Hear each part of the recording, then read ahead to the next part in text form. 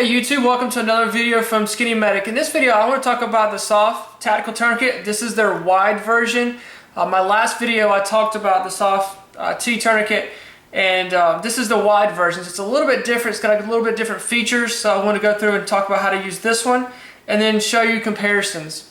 This is the wide version of the SOF-T Tourniquet, and this is the band that will go across the extremity, either the arm or the leg.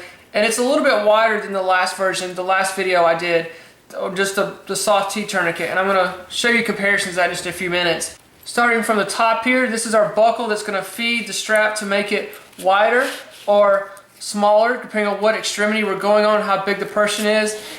It's going to weave here, and then the moment it gets tight, of course the bar slides up.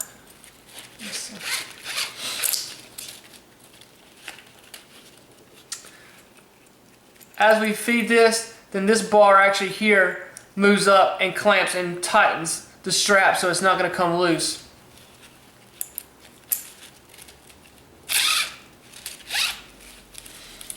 The Windsor here is made by aircraft aluminum. It has some texture on the end of it, so when your hands are bloody or they had mud on them or whatever reason, then you're not going to lose grip as you tighten the tourniquet. It has two notches on either end here, so this locks into one of the triangles, so no matter which way you've got this turned, then it's going to lock into place. There again, we are putting this a few inches above the injury if we can see the actual injury, but if we're into tactical care under fire or a low light situation, then we would put this as high up as possible in the extremity and then tighten this until we have no peripheral pulse and the bleeding has stopped. Comparing the two side by side, this is the SOF-T Tourniquet that I did on my last video, and this is the wide version. On the SOF-T Tourniquet, we had the clamp that we had to put the screw down to tighten the clamp so it would not release, where this just has a buckle here, so there's no clamp, there's no screw to screw down.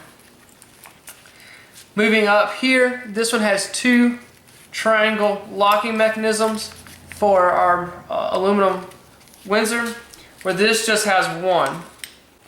To me, those features are irrelevant. Comparing them side by side, this is all about muscle memory. The same thing as how we train with our firearms. We should be training with our tourniquets. If this is the one you use, then your muscle memory needs to know that this is a clamp and that you have to tighten the screw down.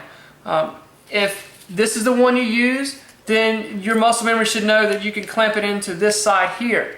It's up to you, but just know how your tourniquet works. When the time that you're going to need this tourniquet is not the time you need to figure out what the features are and how it works. So get your tourniquet out, look at it, know how it functions. The main difference is here in the tourniquet is this band that's going to go across the extremity.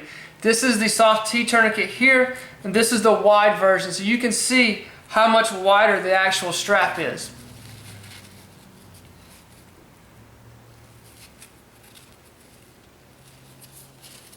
Both of them at the end have the time reference that you can write down the time.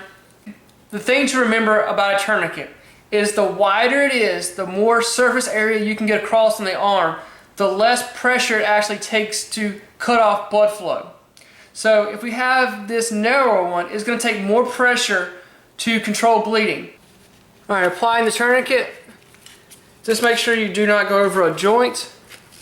Go a couple inches above if I can actually see the injury. So let's say I have profuse bleeding here, that's just bright red blood squirting out that I don't feel like I can control with direct pressure. So tighten this down.